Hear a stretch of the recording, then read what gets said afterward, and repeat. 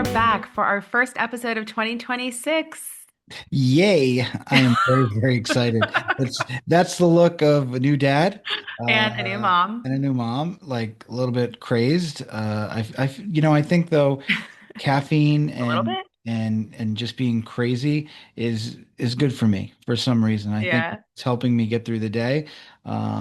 And Well, the people who don't know what happened to us, since we didn't put out any episodes for about 7 months, we yeah, had a baby. So that's why we well, haven't had any new episodes. But now we're out of the insane newborn stage. He's going to be about 7 months old. So we finally have a little bit of our footing back. We're like functioning a little bit. We still drink a lot of coffee, but we're getting some sleep. that's right. That's right. We're less crazy, Yeah, and things are less kind being of, the operative word. getting we have more of a routine now, I Yeah, think. yeah. I think we're doing a good job. You know, he's doing okay, and that's all we can hope for. We're very Yeah, lucky. yeah. He's So, happy. He's yep. like, guys, you said you were going to do a podcast. When's the next episode? So we're here. We are. I at least me, and no, you are too. When I say I'm going to do something, I do it. I do live in New York after all. So yeah, we have a bunch of really exciting guests lined up for 2026. The Mm, first person actually who we're going to be interviewing is Erin. She is a female winemaker who. I've known her for actually quite a long time. I've tried all of her wines, been to some of her events, and she's it's like super interesting, and her wines are great. And so we really can't wait to interview her. And we have a few other guests coming up too for 2026. yep. We have a lot of guests that have businesses within, childcare or Yeah. child tutoring related services. Because that's your sort of that's our world now. We have to. We have to think ahead, and we have to try to continue to make it as new parents in this crazy town that Start we his call college New prep York City. now. Yep. And actually, there's been a lot of changes in New York, and probably a lot more to come with like the new mayor. I mean, nationally, there's a lot of like craziness going on in the world. So, if you do have a small business and you're an entrepreneur, I mean, it's difficult. It's tough. I think there potentially will be a lot of changes, whether in the markets and regulation and all of that. So we'll see kind of how that comes down the pipeline with different entrepreneurs. But as always, if you can make it here, you can make it anywhere. That's right. We're on the ground, We Yeah. want to talk to people that are in the trenches, that are fighting every day to move their businesses forward because as we all know, it's not easy. And people come across all types of obstacles, but if they're resilient enough, persistent enough, and savvy enough, they'll somehow make it Or in if this if they world can't, they environment. call you because you're an attorney and people call you all the time and they're like, Yeah, someone yeah, just sued me or someone screwed me. I yeah. need to sue them. So people can call you if Right. they're in a pickle. It's very, very rare that somebody calls me on their best day. It's true. And if they do, I'm very thankful for that. Yeah. Or Yeah. maybe even I help them, have a good day in Oh, some that's nice. some shape or form. And on the flip side, I hope to be the person that gets them to their best day, which is the closing, if they want to Right. like buy something or sell something. So Of course. we're like a little like yin and yang, right? Right. We love those happy Yeah, people in the pictures showing off their new keys. yeah, yeah, yeah, yeah. That's what you live for, Or right? their judgment.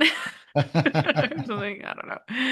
Oh, yeah, we need more sleep, or Yeah. maybe we need more wine. So, with that said, we have Erin, our next guest, coming up. So, let's take it away. So, welcome to our first episode of 2026. And I am so excited that we have Erin Reddan from ECR Vintners. I've wanted to have you on the podcast for a long time. And obviously, because you're all about wine, and who doesn't love wine? Yes. And I was telling Michael actually right when we started like thinking about doing a podcast, I had you on the list as someone with like a really interesting business. And as I mentioned, like when we like the beginning of the episode, obviously I couldn't drink for a while because I just had a baby. So now I'm back to drinking. Love it. We love that for We you. love it. So let's just like jump right in. So like just like tell us a little bit about yourself, your story. How did you even get into making wine? Yeah, yeah. It kind of all happened randomly, I guess I'd say. I originally visited Napa Sonoma back in 2015 and kind of Mhm. caught the wine bug a little bit. I mean, I was drinking bottles of Andre in college and like barefoot Moscato, so I didn't have like a very, elevated palate for Yeah. sure. Yeah, and I kind of fell in love with California wine and living in New York City. There's so many good wine bars, Mhm. restaurants have such great wine lists. So I kind of caught the wine bug, started taking classes at night after work. I still work in Oh, healthcare cool. by day. And really, as I started to learn more, I thought, this might be a career in the future. Maybe if I win the lottery Yeah. someday, who knows? You never know. And then when the pandemic hit, I was still taking classes and I did it virtually. And I came across a place out in Napa that helps you source the grapes from different vineyards and make it at their custom crush facility, working with winemakers there. And it just kind of happened naturally. It was funny. I was listening Oh, to a wow. podcast. I heard them Oh, talk so about fun. it. And I literally I remember like walking like a little mental health walk during the pandemic. And I like walked home very quickly and emailed them right away. And yeah, it just kind of happened. Wow. So, we all love California wines, so many to Mhm. choose from. But what in particular do you like about California wines? Yeah, California wines. It's funny. Have you ever been to Napa and Sonoma, that area? Oh, Oh, and that's Okay. like on our to-do list. Okay. Like Okay. obviously not going Definitely. there when or not a good baby moon place. Okay. I don't No, know about not a at all. good place to take a baby or a toddler, but maybe if we can convince someone to watch the baby for a little while, we can take like a solo trip. But Yeah. we'll No, it's a really cool place in that it has different microclimates, meaning like different pockets of the wind, the fog, mountainous, kind of on the, plains. And so as a result, you can grow so many different types of wine and you see. can, as a result, make different types of wine to people to enjoy. So I found that it's just like a really neat place to make wine. And I think it's one of the better places, not only nationally, but also in the world that you can make high quality wine. And I also, living in New York City, I'm a millennial woman and was surrounded by a lot of people my age drinking. And I feel like it was a common thing for friends to say, "Oh, I don't like California wine." And really, because when we started drinking it, like hopefully maybe before then, but 21, 22, it's like overly oak Chardonnays, really bold reds. And I feel like a lot of California wine just wasn't made historically in a style that a lot of women preferred, especially like younger women. And so I really wanted to kind of focus on making California wine for millennial women, kind of their palates and what they were preferring. yeah. Let me ask a quick question about that because Yeah. aren't the what's the word? The sulfates supposed to be less with the California wines than like the Italian wines or Argentinian? Yeah. I mean, sulfites are going to be in every wine. Okay. It's just I found that smaller production usually it's a little more natural, not as much sulfites because you don't have to worry about large production and kind of maintaining it. The whole point of sulfites is to make sure that the wine doesn't go bad, which nobody wants that anyway. Yeah, of course. And so yeah, it's depending on obviously the company. Some people use less, some people use more. But I found that usually smaller production wine are going to have a lot less sulfites and additives in general. Yeah. You've had to have seen the movie Sideways, have you? I have. I know the whole Merlot thing. I love Right. Merlot. It's so funny. But it really did boom Pinot Noir out in California That's as what a I was gonna result. Wow. say. Yeah, Yep. I think a lot of people became more aware of Pinot Noir based on that Yep. movie. Is that fair to Yeah. say? Or It's crazy how a Amazing. movie can influence an entire industry. yeah. Yeah. So, that movie, and there's so many other, pop culture references to wine, and, there are, as you mentioned, numerous types of like wine classes, stuff like that. So all that information, I guess, for newbies can be kind of like, intimidating, a little overwhelming. So what type of advice or, how do you think all that information about wine can be made more relatable and dare I say palatable to I someone love it. who's got an interest and wants to learn? Yeah. I mean, the jargon is just a little overwhelming for some people. And, the Yeah. harder thing about non-American wine, or really you would say New World wine, is when you think of Europe, it goes by region. And so it can become like a little hard for people to understand it if they don't know the regions and what kind of is growing Yeah. there. But I find the easiest thing for anyone to do is just to learn what they like and don't like. And the easiest way to do that is to try wine side by side, in a tasting with other people that might know a little more. Because once you can describe what you like, Anyone in a wine store, a wine bar, or restaurant can help recommend something. I've worked in tasting rooms, taught a lot of classes in my life, and I always laugh when I always ask someone what kind of wine they want, and they're like, "I would like a dry wine." I'm like, well, that's 95% of wines out there. So I need a little more descriptors from you. But yeah, I found that the best thing people can do is just learn what they like and don't like and how to kind of describe that to someone. Oh, that's great. Yeah. So, in addition to making all of your own wine, which is like fantastic and amazing, you also do events throughout New York City. You do all of this like wine education. I definitely need to go in and do a refresher. I've taken some classes before and I remember like a little bit about it. And then when I lived in Europe, I went to some like wine tastings, but I was like 21, so what did I know? Yeah. But like, so what do you do specifically? Do you have like a set schedule or what kind of events? And we're gonna get into, I know you have an event coming up, you can tell us all about it, but like overall, like what do Yeah. Yeah, no, it kind of ranges. So I do a lot of private events, so like private tastings, like I've done birthday parties, 40th birthday parties, bachelorette kind of things, public workshops. So, Mm. where I kind of host my own events, pop-ups. I've done a lot of collaborative events too.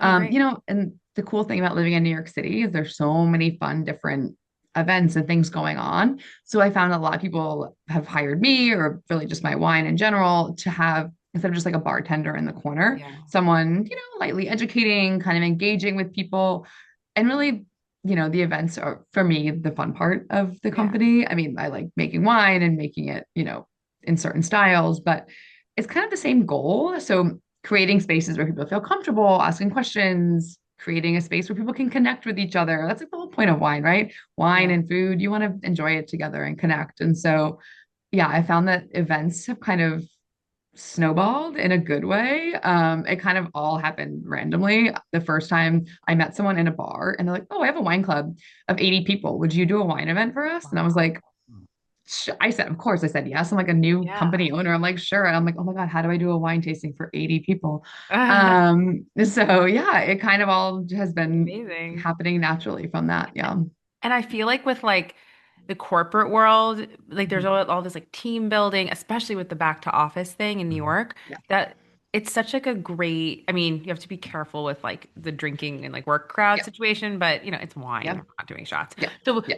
so like, it's elevated, but I think it's like a Yeah. great like activity for if someone wants to host a team building thing. Oh, let's do a wine tasting. It's interactive and like, people can like get to know each other, feel comfortable. So that's like a great outlet. And I really loved what you said about being a female winemaker because I remember like the first in the beginning when I started to really drink wine, like you kind of get like forced into these like heavy wines, and I like lighter, kind of more fruity wines. Yeah. So has there been like a challenge of being a female winemaker, or like how do you overcome that? What kind of like obstacles do you see? Yeah, and honestly, just even owning a wine company as a female has been interesting. The amount of events I've done, and at least one person comes up to me and it's like, "Wait, this is your wine?" I'm like, "Yep, this is me. This is it." And yeah, I mean, it's been a challenge in general, starting anything, right? Um, but and really in wine, it's what 6,000-year-old industry. Yeah. And really we're one generation in of women kind of having a say more so than just like your family wine business and things like that. So I found that the cool thing about the company that I've really valued or really tried to focus on is making it for women's palates. Yeah. It kind of like you just said, usually it's higher acidity, whites, kind of lower tannin in general, more wines are going to pair well with everyday food, kind of the way women eat versus Mhm. often men. Not that I don't love a good steak and steakhouse, but it's just Yeah. not how Yeah. I eat every day, Yeah. So that's kind of been a fun challenge to kind of then start a company with that mission. And it's just very different from what's been out in the market.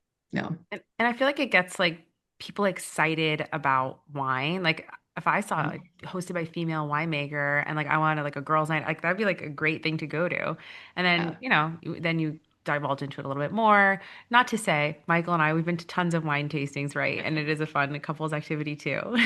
And we need to go back. We have to get out of Yes. the house again. I mean, it's like, I know we just had a baby, but Yeah, still, I know. we have to have another date night and Yeah, date enjoy night, some wine night. delicious wine. Yeah. Exactly. Yeah.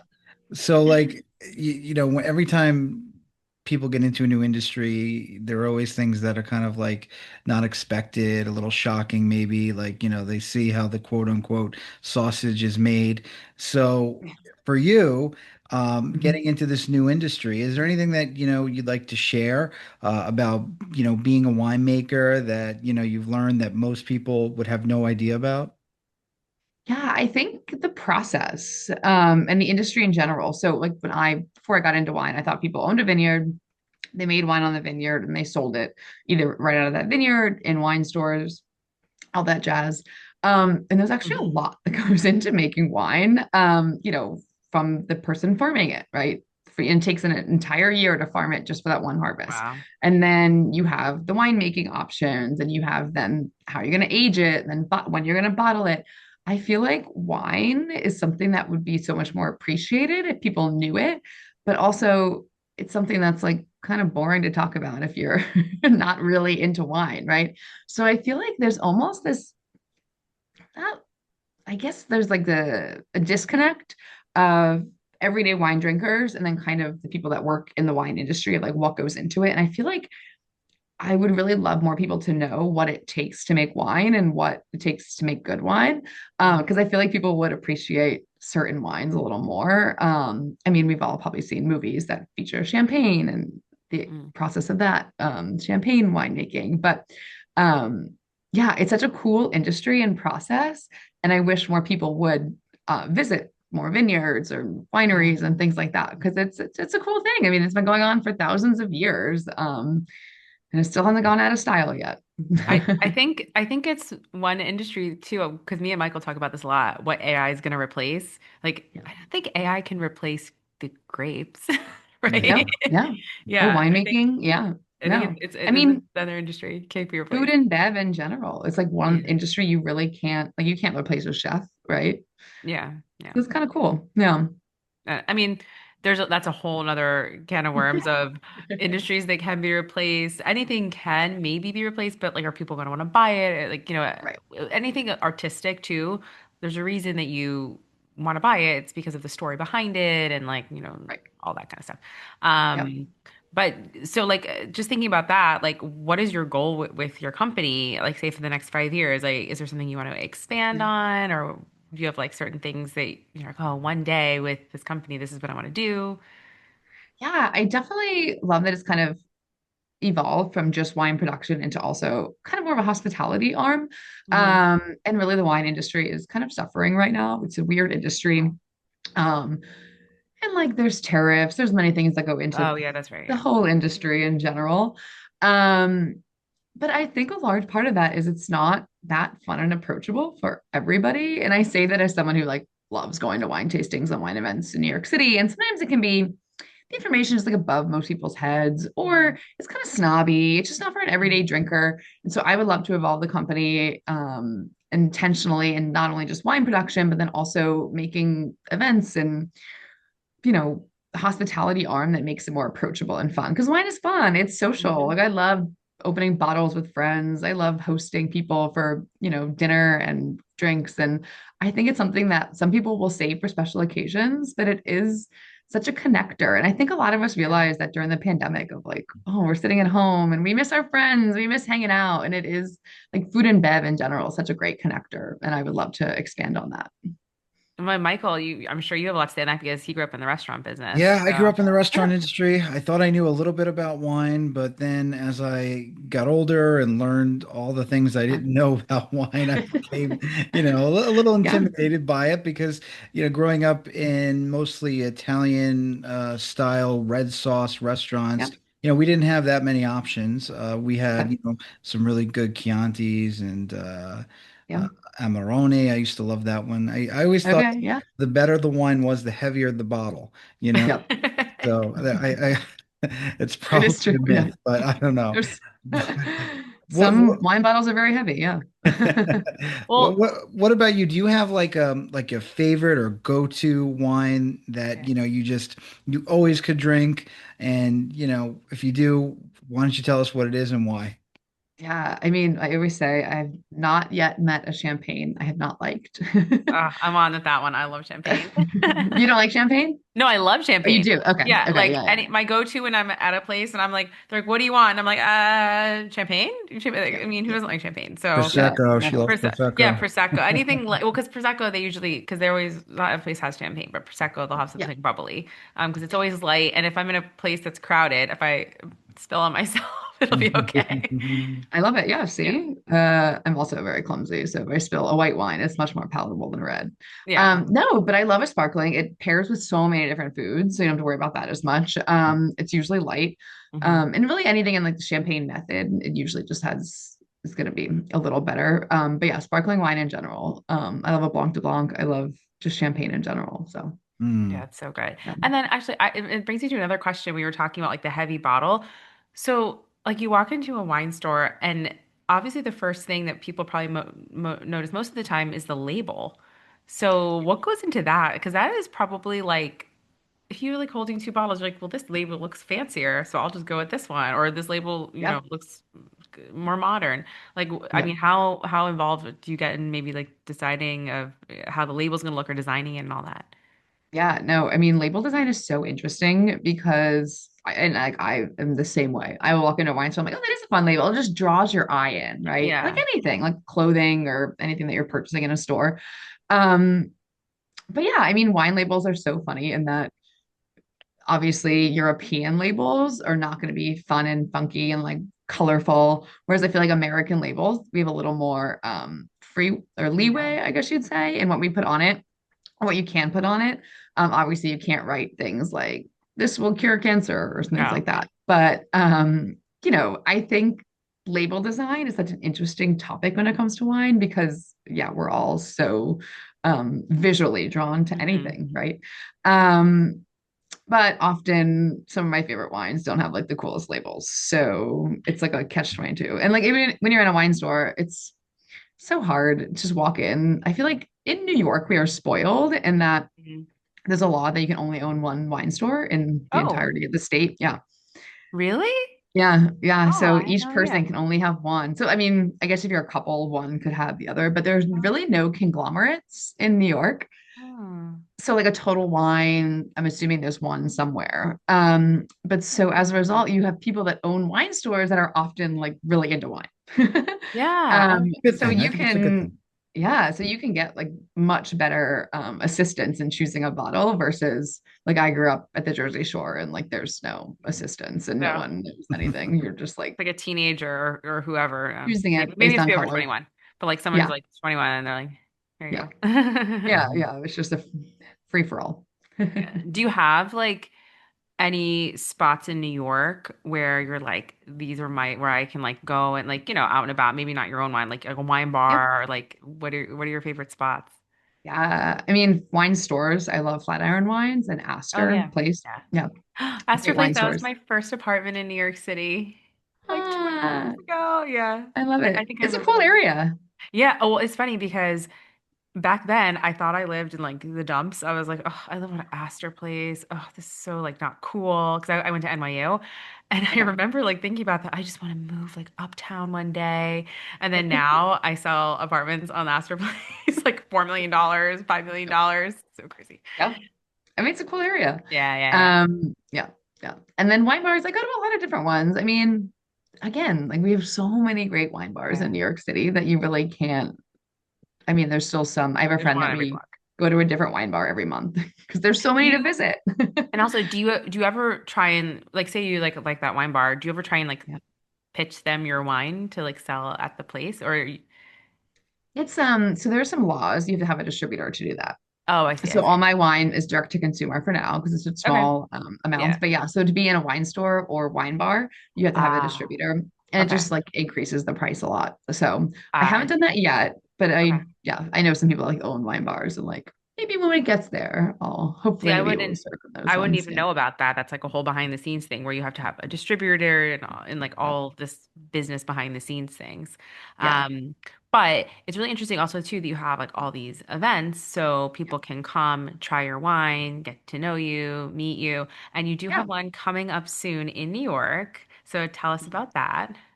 Yeah, I'm so excited. Yeah, so I'm or co-hosting a Galentine's Day girl dinner soiree on Friday, February 13th, the actual Galentine's Day. I love that we've Yeah. like created fake And it's holidays. Friday the 13th.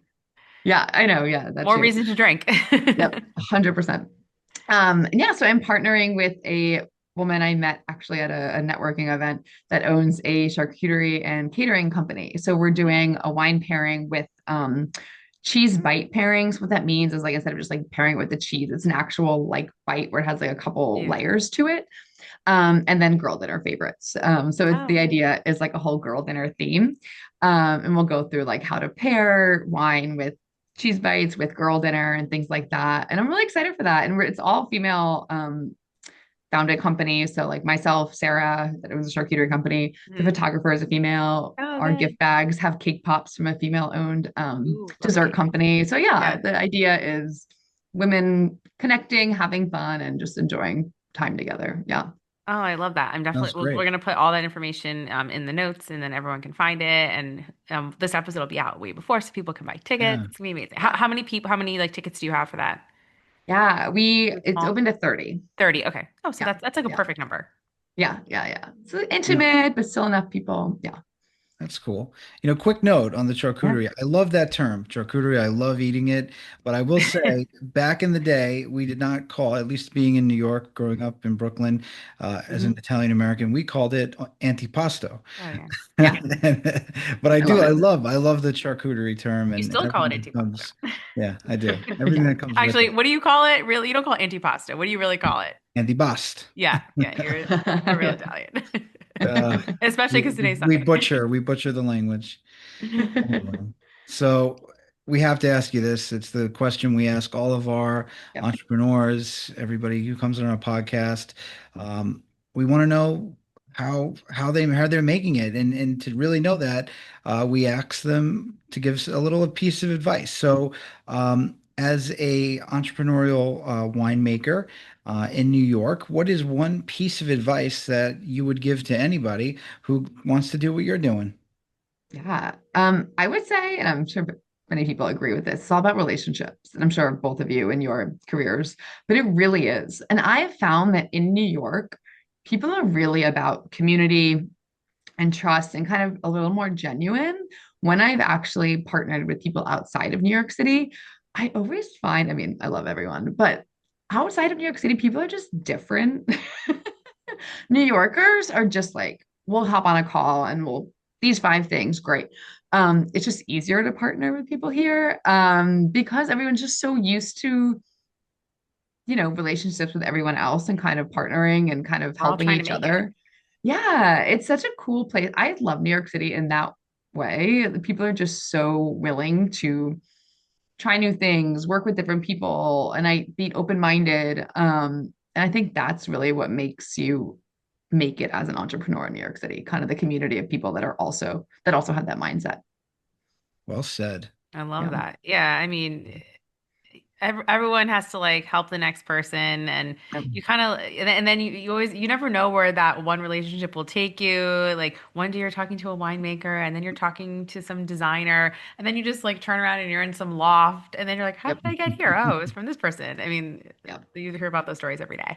Yep. Well, this was like so interesting. I actually learned so much, but I Yeah. also want you to share your socials, your website, how of course everyone could just buy your wine.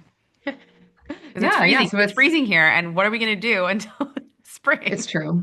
Dry January is over. Oh, And, So and dry January is over. And hopefully no one is pregnant. So, yeah. Yeah, so it's all at ecrvintners.com. A lot of my events are usually posted on my Instagram, ECR_Vintners. Yeah, no, I'm excited. I hope everyone, if they want to try new wine, they can come to an yes. event first. Yeah. Yeah, yeah. And then do you sell like, you don't sell like individual bottles or do you? Or do you do like a case? Oh, and you can do anything from a bottle to a case. Shipping wise, it makes more sense to buy in bulk than one Right. bottle. Yeah. Yeah. Yeah. Okay. Just because it is, yeah, shipping cost. But other than that, yeah, you can buy one bottle, 12 Nice. bottles, 40 bottles. Oh, wow. Amazing. Well, this Yeah. is so interesting. And it's Sunday today. And so we need to drink some wine with dinner tonight. I wish I had one of your wines, but we'll I be drinking know wine we tonight should in your arrange for honor. that. Yes, Yeah, no, I'm well, going to get some. Yeah, Yes. yeah. we will be placing an order. I'm Yeah. excited. I love it. Well, thanks so much for Yes. having me. This was Yes. great. Yes. Thank Thanks so you. much. All right. Have a All good right. one. Take Thanks, you care. too. All Bye. Bye. right, bye.